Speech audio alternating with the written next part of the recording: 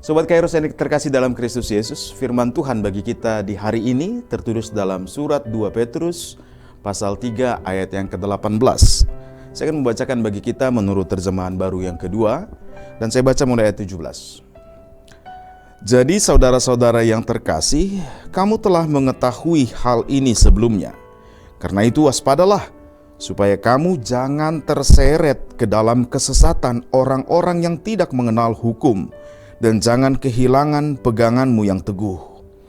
Bertumbuhlah dalam anugerah dan pengenalan akan Tuhan dan Juru Selamat kita, Yesus Kristus.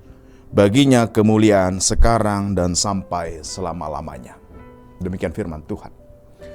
Sobat Kairos, pernahkah melihat pohon atau tanaman yang tumbuh berdiri sendiri di lingkungan yang tandus dan keras?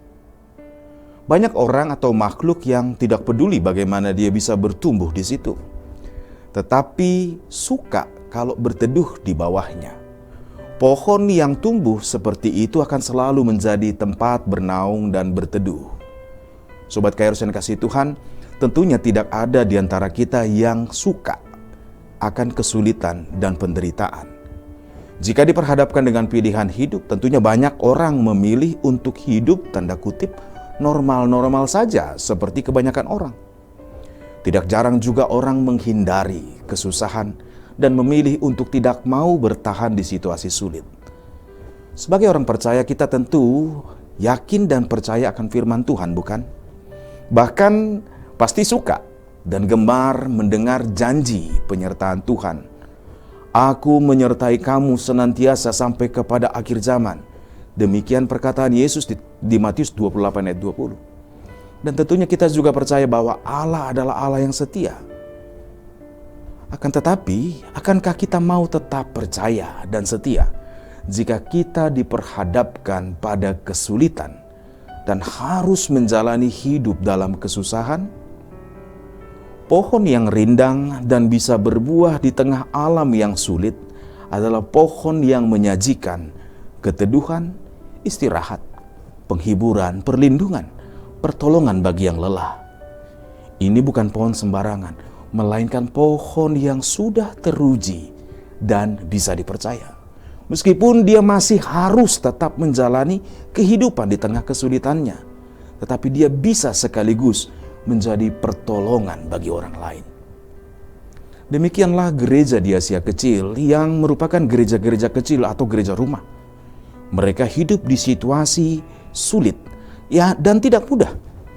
Orang Kristen hanya karena dia dikenal sebagai pengikut Yesus Kristus, mereka tidak dianggap sebagai warga atau penduduk, melainkan sekadar pendatang atau bahasa Yunaninya paroikos, dan perantau atau bahasa Yunaninya peripidemos.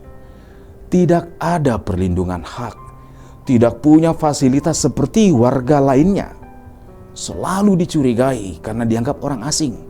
Padahal mereka sesungguhnya adalah warga yang bahkan sejak lahir sudah berada di daerah itu.